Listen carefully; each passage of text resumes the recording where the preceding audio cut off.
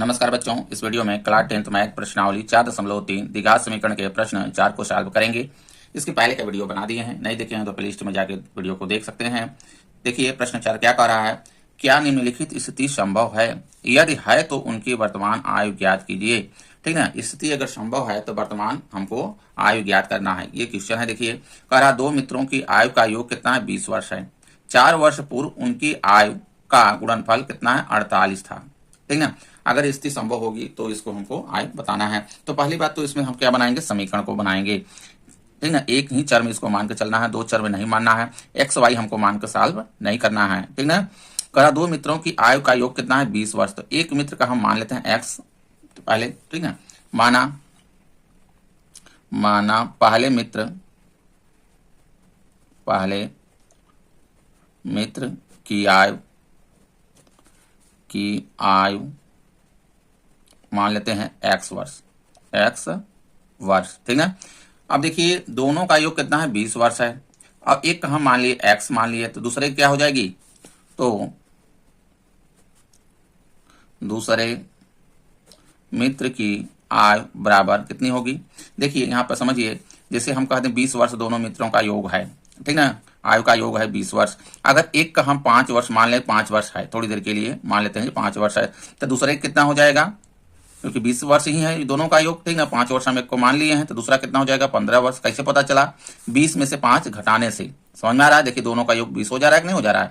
इसी प्रकार से देखिए अगर हम एक का मान लिए हैं एक्स, तो 20 में से क्या करेगा? ये एक्स घट जाएगा, तो दूसरे मित्र की आयु आ जाएगी इतना वर्ष। समझ में आ गया? ठीक ना, अब कह रहा है आगे क्वेश्चन, 4 वर्ष पूर्व उनकी आयु का गुणनफल कितना है? 48। तो 4 वर्ष पूर्व, इसमें देखिए क्या है? वर्तमान में ये है दोनों आयु। ठीक ना, दोनों मित्र के। तो 4 वर्ष पूर्व निकालेंगे, तो 4 वर्ष पूर्व मतलब पहले हम क्या करेंगे? इसमें घटाना पड़ेगा हमको। दोनों जाएंगे पीछे, कितना जाएंगे? 4 वर्ष पीछे दोनों जाएंगे, तो दोनों को निकालना पड़ेगा। तो पहले मित्र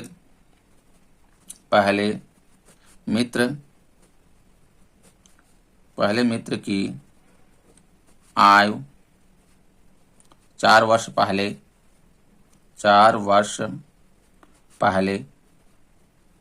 बराबर कितना हो जाएगा? 4 वर्ष पहले का। अब इसमें देखिए घट जाएगा x ऋण 4। समझ में आ रहा है? कितने वर्ष हो जाएगा ये? और दूसरे मित्र का अगर निकालेंगे, देखिए इसी प्रकार से दूसरे मित्र की आयु 4 वर्ष पहले कितनी हो जाएगी? देखिए यहाँ पे वर्तमान में कितना है? 20 ऋण x है, इसमें से 4 और घट जाएगा, तो बराबर कितना आ जाएगा? देखिए 20 में से ही 4 घटेगा। ठीक है, तो ये हो गया 16 ऋण x, इतना आ जाएगा ये वर्ष। समझ में आ रहा है? अब देखिए कह रहा है कि ये जो 4 वर्ष पहले आयु हैं दोनों के, इसका गुणनफल कितना दिया? 48 दिया हुआ है। ठीक है, प्रश्नानुसार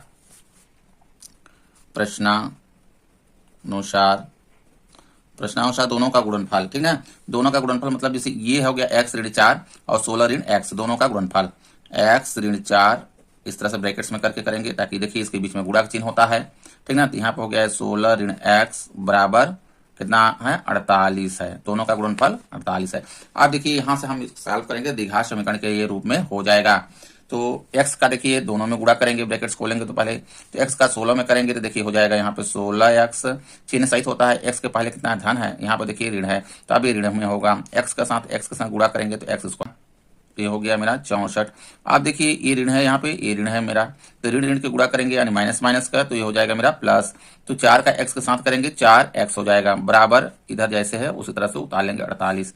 आप देखिए इसको घात को घटते हुए क्रम में लिख लेंगे। पहले तो इसमें देखिए 4x है, यहाँ पर 16x है, पहले इसको सही कर लेते हैं। तो यहाँ पर ऋण में x स्क्वायर, ठीक ना, पहले इसको कर ले रहे हैं।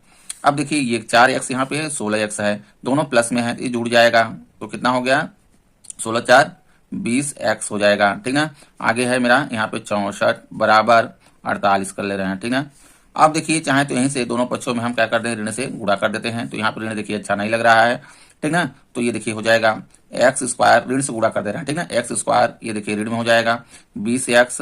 अब ये जो ऋण में है ये धन में हो जाएगा, चिन्ह क्या करता है? बदल जाता है। ठीक ना, यहाँ पे ऋण में हो गया ये 48।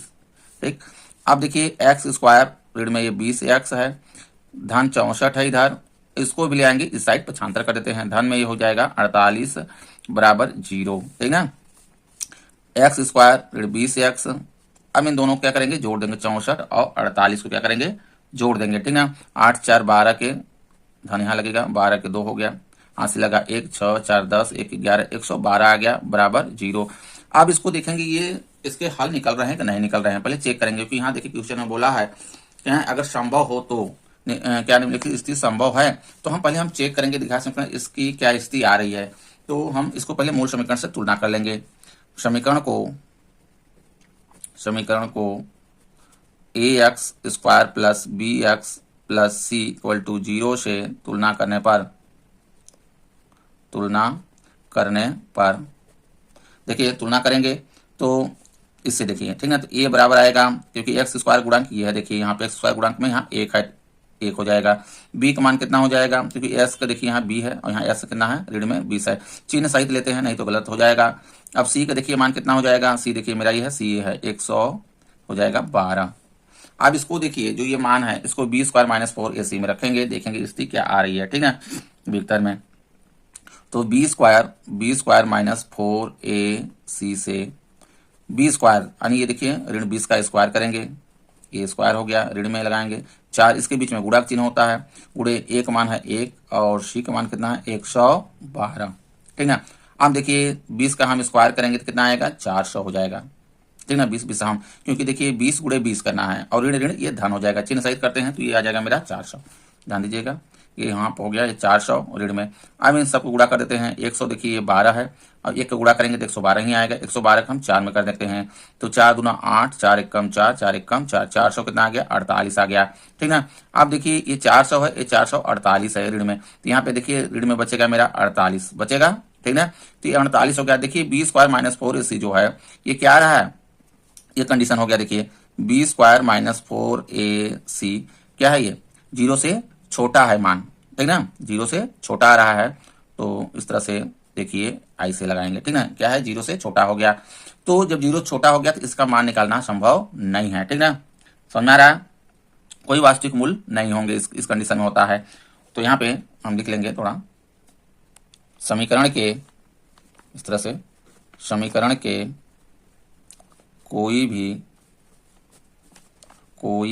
समीकरण के कोई वास्तविक मूल नहीं होंगे, ठीक ना। अर्थात वर्तमान आय ज्ञात करना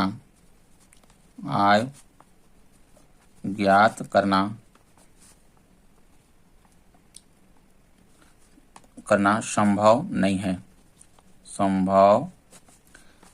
है, ठीक ना।